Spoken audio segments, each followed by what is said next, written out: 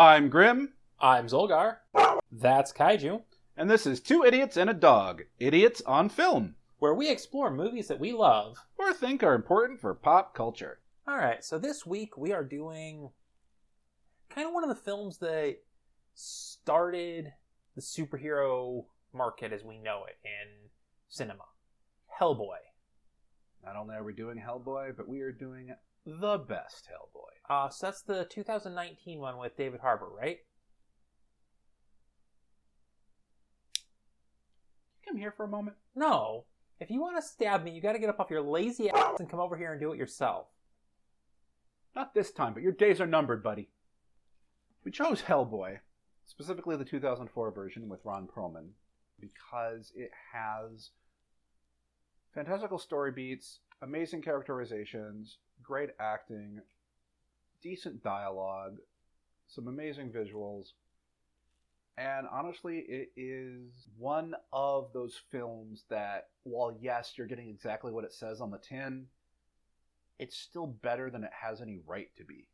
But before we get into that, let's have a quick word from one of our patrons. Like our logo? We do too. It was made for us by Tundra Katie Bean. You can find more of her work on her Patreon at patreon.com/Tundra Katie Bean. That's patreon.com/TUNDRAKATIEBEAN. You can also find a link to that on our Patreon page and our SoundCloud page. So a quick note before we get started. I will actually admit I really enjoyed the much maligned David Harbour Hellboy from 2019. David Harbour played Hellboy very well, but overall it was not as good of a movie experience as the 2004 version with Ron Perlman, and I'm sorry, Ron Perlman was made for Hellboy. He absolutely was. And full disclosure, I have not seen the David Harbour version. I really don't have any intention to, but we're probably going to end up doing it for this podcast at some point anyway. What we got in 2004's Hellboy was something that was greater than the sum of its parts. Because individually, no single element was that astonishing, except maybe the acting and characterizations. But you put everything together, and we got something that was a phenomenal experience. It was fun, it was serious, and it explored deep themes, but it did so in a fun, punch monsters in the face way. Because punching monsters in the face is always fun. Always fun. And one of the big things that makes this movie more than just a dumb action fest are these deeper themes that we explore, and that is the sense of self, identity, the hero's journey, and ultimately the choice of self. Yeah, this movie really does hit a lot of the beats of the hero's journey in the classic sense, and it was really well done as a variant on the hero's journey, because there are a couple of slight deviations from the normal formula. Yeah, like those beats are still there, but they're out of order. But the fact they're out of order works in this film. Yeah. And these themes are brought to you right front and center with the opening prologue. We get a little bit of a narration from Broom himself, just kind of laying out, what defines a man. Is it his origins or something else? So on and so forth. And then we get the entire rest of the movie to explore that and answer it. Yeah, well, that is actually kind of a writing trick of you ask questions at the start of your project, whether it's a movie or a book or whatever, and by the end, you have answered those questions. And you may ask more questions, but at least the ones at the start get answered.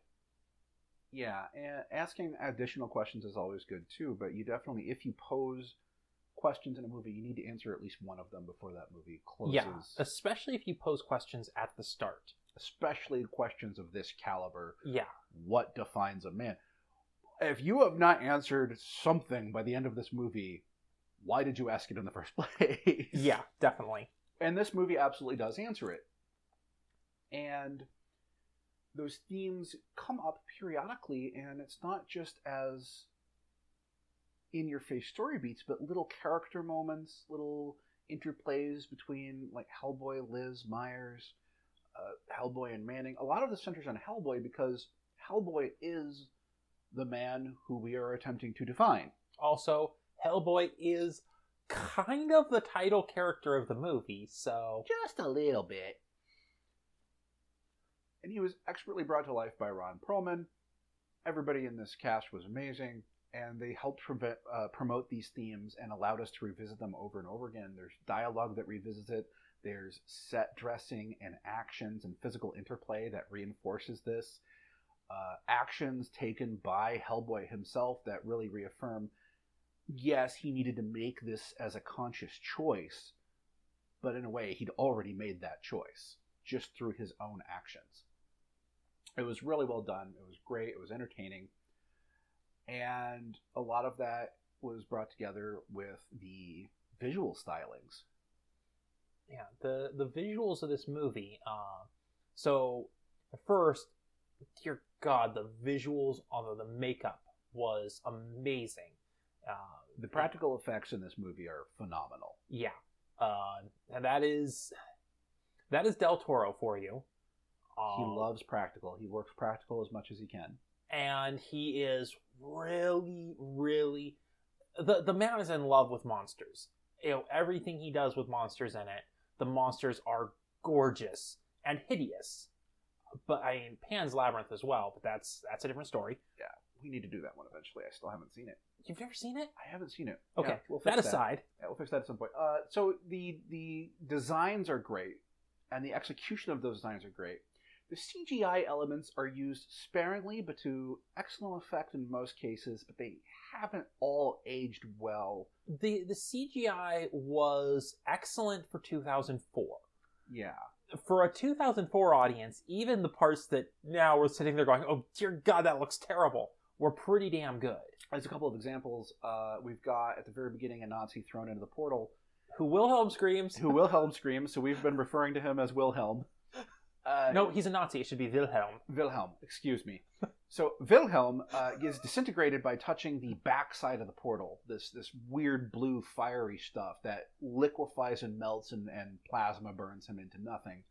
And the scorching into a skeleton that then disintegrates completely kind of works, especially because this is a flagrantly supernatural termination of a character.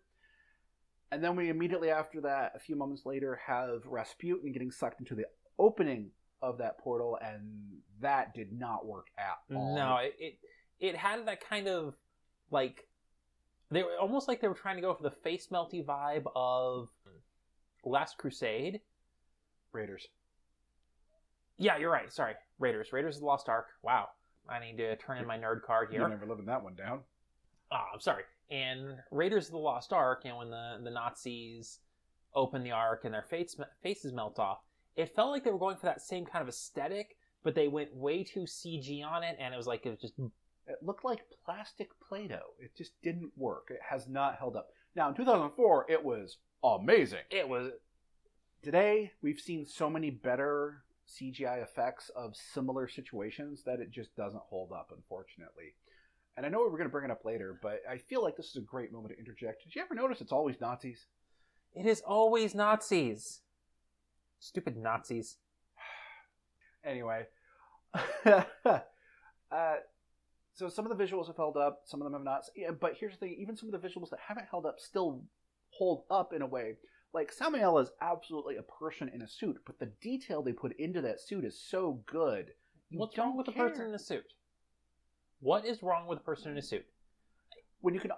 A supernatural creature like that, that's utterly inhuman, and you can tell it's a person in a suit, it doesn't really work. But it still works because they put so much love and care into the design of that suit. Also, Samael... I will be honest. I did not actually initially realize that Samael was a person in a suit. Because it was... I thought it was a animatronic. Because it's the head was animatronic, but it was a guy in a suit. And the way Guillermo was able to do that for us is so many of the scenes we see Samael in, he's crouched in weird, inhuman positions So absolute props to the actor. I believe that was Brian Steele. Feel free to correct me. Yes, it was Brian Steele. Although, amusingly, much like Even the Corpse, Samael was also voiced by Del Toro. Yeah. There's a sequence later in the film where we've got Vaughn, who is this animated corpse that Hellboy literally reanimates as necromantic GPS so he can find the right crypt. And it's this really cool corpse animatronic that they put together for this. That honestly did not look very good. It didn't look very good. It looked very fake, but that also was fine because it's silly. It worked with the silly, and that's part of what makes it these effects that don't work is that this is simultaneously a serious and completely non-serious movie. Yeah. And that's what makes it work. And the thing is, the way that Yvonne doesn't work is because they went with a kind of cartoony look for him. Yeah. If they'd gone for something super realistic, it would have just grossed the audience out. And it would have... When you're doing a movie like this, there's a threshold, and that would have crossed that threshold and disconnected the audience with, oh god, that's an actual corpse. Yeah. Yeah. So I think it was the right design choice. And yeah, I find it hilarious that Guillermo voiced them. I will never get tired of Del Toro movies. Yeah, I don't think I've ever seen one I don't like. Every single Del Toro movie I've seen has such care and attention to detail put into it. And that definitely shows up here. And one of the really cool moments we get is not just the visual storytelling, but he uses the soundtrack with us too. We get, as we're about to finally see Hellboy in action for the first time, they're pulling up into the museum, they're getting ready to do this, and it's like, and now a garbage truck. And as a really big garbage truck. Which was just and the way the news announcer just was like, why is this here? Here's the garbage truck. But really big garbage. The song that's playing is Red Right Hand. Unfortunately, it is not the Nick Cave and the Bad Seeds... I can talk. It is not the Nick Cave and the Bad Seeds version, but it's a good cover of the song, and that song is so... Honestly, the song itself is not entirely perfect for Hellboy, but the refrain of it, his red right hand, because he literally has a red right hand. He does. The right hand of doom. And what makes all of this work, and they literally gave Ron Perlman a giant, stupid red prop hand for this, and what makes all of this work is the characterization, which is a meeting between the actors' portrayals and the writing and direction beforehand. Ron Perlman is Hellboy. Yeah, Ron Perlman. We are not watching Ron Perlman play Hellboy. We are watching Ron Perlman as Hellboy. He is Hellboy. Well, considering, like I say, supposedly, again, I can't confirm this actually happened, but supposedly when Del Toro and Mignola were discussing doing this, they both were like, okay, so who's your perfect pick to play Hellboy? And supposedly they both at the same time said Ron Perlman. And it shows because he really was the perfect pick. He was. Speaking of perfect picks, Del Toro once again bringing in Doug Jones. Because if you want somebody who is not human, you get Doug Jones. I swear, I do not. There's a meme going around where it's like and I think it's based on an interview with Doug himself, where it's like Guillermo will call him and be like, "Hey, I need you to put on a suit," and Doug is just like already packing his bag and like, "Where am I going?" And I swear, Doug Jones is not human. And I say that with absolute respect because I've never met the man. I know some people who know him. I would love to meet him because everything I've heard, he is the nicest guy. And dear God, his skill as playing an inhuman creature is amazing. And his physical portrayal of Abe Sapien in this is phenomenal. We've got these very human actions and movements, and then immediately with something that just very much like to the point where you actually forget for a moment you're looking at a fish man. And then he'll go and pull some weird inhuman contortion or this like too quick movement, or they'll get the animatronic eyes to flicker, and you immediately are like, whoa, wait a minute. And actually, yeah, that's isn't human. The way he just like tilts his head and just shifts. And they did a fantastic job of syncing up the audio performance to Doug Jones' physical performance. Because it is actually not Doug Jones' voice for this. The actor they got, if you're sitting there thinking that the voice sounded familiar, it is bloody Niles Crane from Frasier. Yep, he did an amazing job. And before anybody asks, yes, we know who the actor is, but he deliberately asked not to be credited. He wanted Abe Sapien to belong to Doug Jones. And so for this podcast, we will not be naming the actor, but it isn't hard to figure out who it is.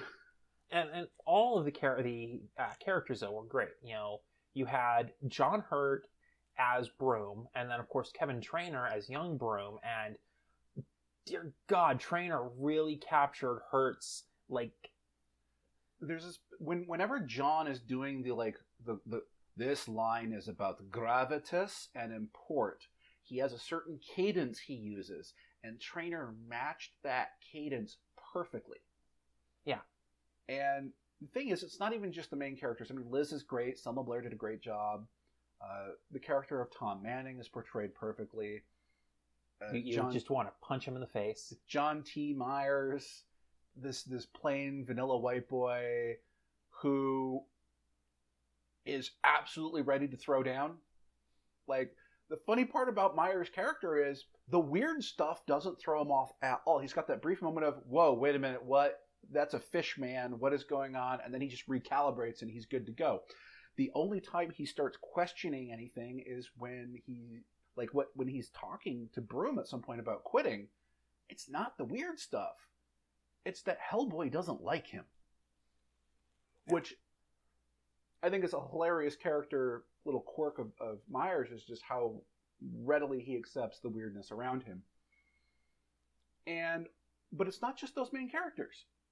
Our villains are great too. Yeah, the guy that had playing Rasputin, I have his name here, Carl Roden. He played that role so well because he really cranked that creepy villain vibe up to 11, but he also wasn't your typical like cruel monster of a villain. We get a major character death in Broom. I mean, one of the story beats is he was already dying from cancer, but we still have, he is murdered. And the interplay leading up to it is almost tender, friendly. Like, these are enemies to each other, but they both actually care about Hellboy for wildly different reasons.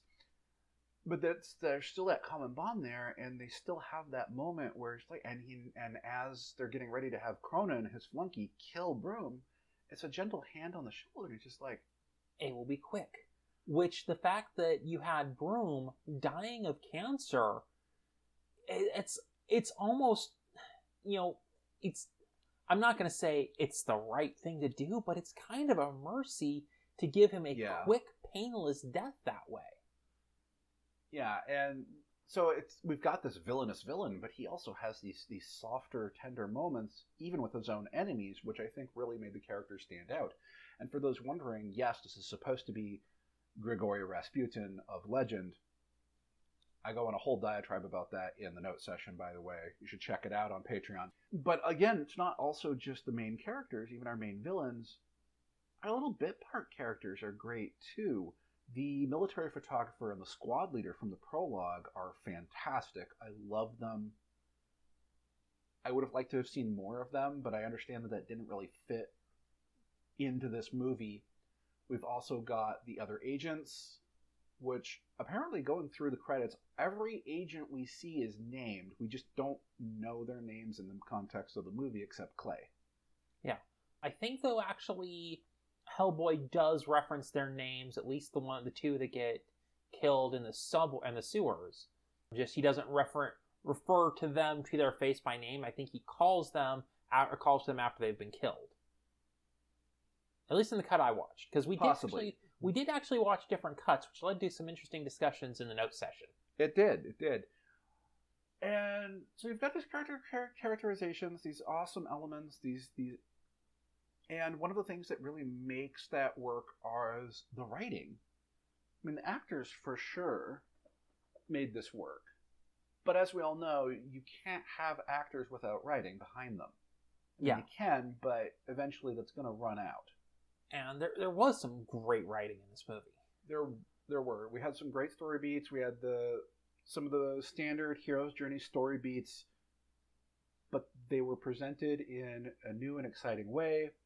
Kaiju is snoring. It's adorable. The story elements we get here, I mean, again, of course, we have to have the mentor dying. And again, as you mentioned, really, Broom's death at this point is a mercy. Yeah.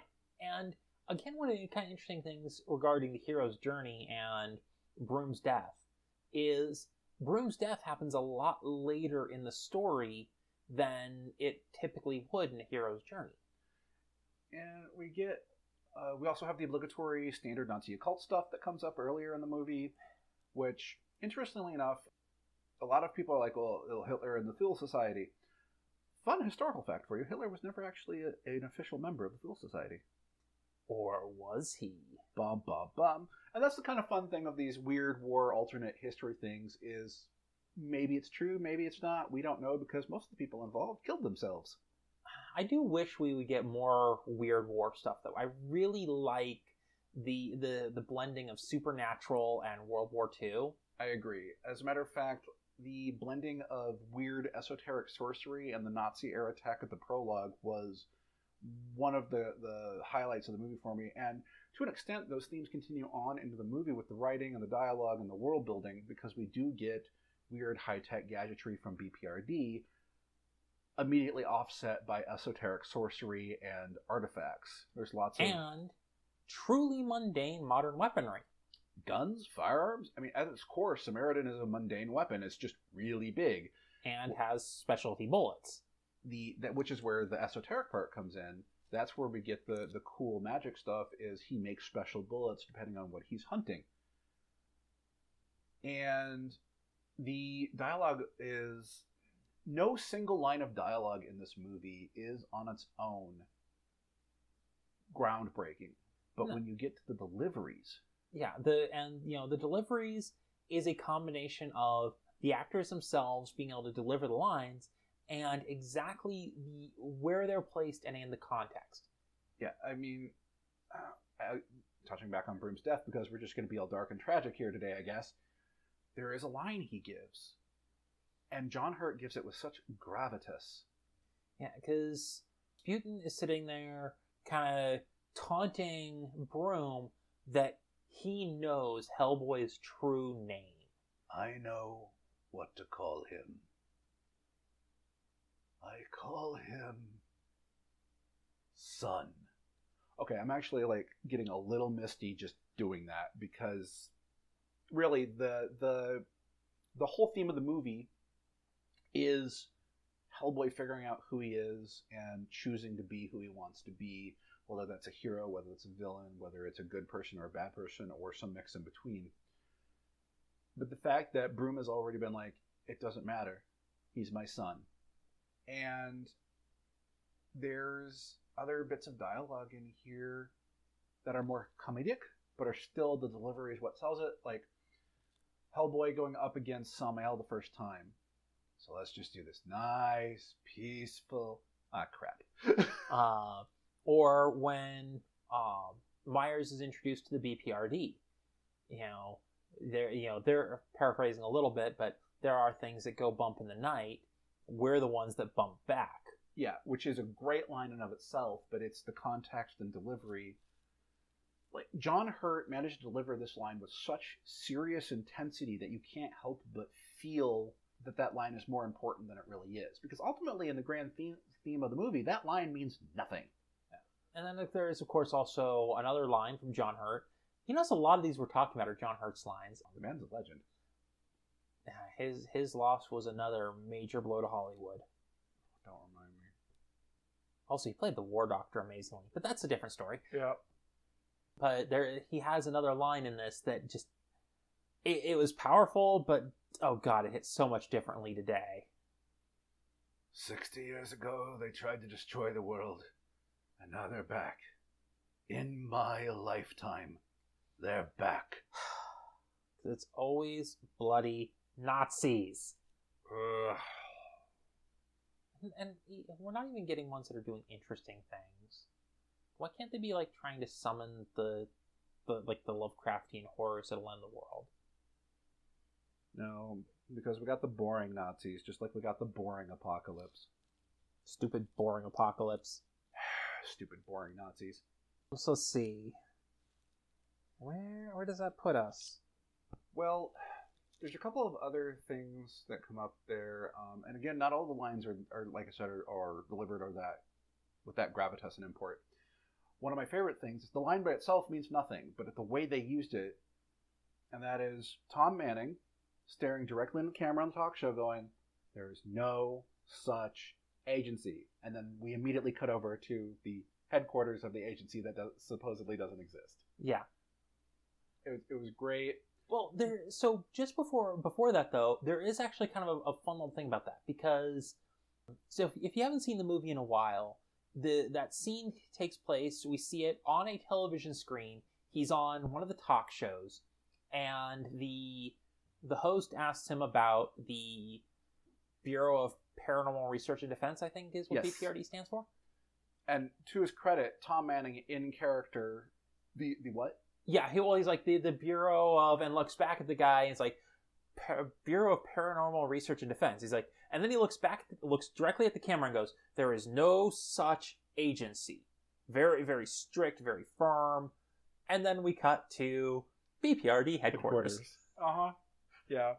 And the design of the headquarters is great. Honestly, there's so many great world building elements here that come to fruition, because we've got BPRD's headquarters is this great juxtaposition between the gorgeous, over-the-top, stunningly beautiful set pieces and this industrial military concrete bunker. And the fact that they managed to make the two meet in the middle and work is just a testament to the set design and the vision of the crew. The world building here is pretty awesome, actually. And it's not necessarily told to us necessarily in our face, but there's little background things. Like, there's a case in the museum they open where he goes and gets the super demon-killing bullets he needs to take on this entity that they think they're going to be fighting. And they do, just it gets a little weird. But in that case, in addition to just rack after rack after rack of speed loaders with giant revolver rounds for Samaritan, there's also several other weapons in there that we never see used. They're never brought up again. But they're still there because they're part of the world building, because there are threats this agency faces where they need to use those weapons instead. Yeah. Oh, there's a lot of little things like that. There are a lot of Chekhov's red herrings in this. There really are, and I love that term. Chekhov's red herrings. There's so many things we're seeing. The Spear of Destiny. Yeah, they've got just got that sitting in BPRD headquarters, and any other movie would be like, "Oh, we have the Spear of Destiny here. We need to have someone use it." Nope, it's just sitting in a glass case in a hallway. It's great. There's so many great moments and story beats, and ultimately, what makes this work is it's. In my notes, I only list 3 things, but honestly, it's a combination of 4 things. It is the right, perfect mix of action, interpersonal drama and characterization, weird TM, and comedy. Yeah, because it's not a comedy movie, but it's very much that comic book styling of just these humorous moments mixed within the story. Like, we've got the just again his first encounter with Samael. Nice, peaceful. Crap. Like, that's funny. The delivery was perfect. Or in the final fight when he's just about to go hit after the giant Lovecraftian monster, and it's like, how big can it be? Massive tentacle whips around the corner, grabs him whole body, and hauls him back into the chamber. Smacking his head on everything on the way there, because that's a common theme of Hellboy just keeps getting hit in the head. Well, there was that moment I had the train on top of my head. That reminded me of something that I found amusing. Hellboy is immune to fire. Mm-hmm. Seems to not even hurt him. Correct. So why, when he touched his horns, did he pull his hand away shaking it because it burned? Because it was funny. Now, I've asked myself that question for years now. But all in all, what we end up with here is, again, a film that's better than the sum of its parts. And the through line is the themes. The themes of this movie carry it through. They manage to keep revisiting the themes just often enough to keep us engaged. And they even capstone the movie with it, where we get an epilogue monologue from Myers answering our prologue monologue from Broom. Yeah, he asks, what makes a man? And the answer comes the decisions that he makes. Yeah, and that's echoed with before that in the dialogue of the movie, where the final confrontation, where he finally makes the choice to know he's not going to be that. You know, Rasputin straight up goes, "What have you done?" I made a choice. Yeah, it's great. It's fantastic. I could honestly talk about Hellboy all night. Yeah. Overall, Hellboy is a really solid entry into the superhero genre from back when superhero movies were considered crap. You know, the only one we had that was even moderately decent in near recent times compared to it was the first X-Men movie, which fell flat for a lot of people who weren't already X-Men fans, and honestly fell flat for a lot of people that were X-Men fans. Because while the casting was great, the rest of it was... writing and direction just wasn't there. These were people who were very clearly more used to writing Hollywood action movies than they were comic book superhero stories. And it showed. Yeah, and, you know, by today's standards, you look at Hellboy and you're like, that's a pretty run-of-the-mill superhero movie. But back in 2004, it really wasn't. Yeah, it was, by the standards of superhero movies in 2004, it was amazing. And some elements of that have aged poorly and some have aged well. But ultimately, it's a movie that I keep going back to. It always captures my imagination. It always reignites that spark, that love of urban fantasy, of the blending of the mundane and the surreal. And ultimately, it's one of my favorites. Yeah, it doesn't quite rank up in my favorites, but it's not a movie that I will complain about having to watch. High praise. I mean, I am the person who likes Sharknado, so... And like that, you've lost it. That's it for this week. Thank you for listening to Two Idiots and a Dog. If you like what we do, you can support us on Patreon at patreon.com/TIAAD Media. That's TIAAD Media, all one word. If you want to send Kaiju fan mail or reach out to the idiots for anything, you can email us at tiaadmedia@gmail.com. Again, that is tiaadmedia@gmail.com. You can also join us on Discord. Links can be found on Patreon in our email signature and on our SoundCloud page. We would also like to give a special thank you to all of our patrons on Patreon. If you want to hear your name included here, you can support us at the Honorary Idiot tier on Patreon.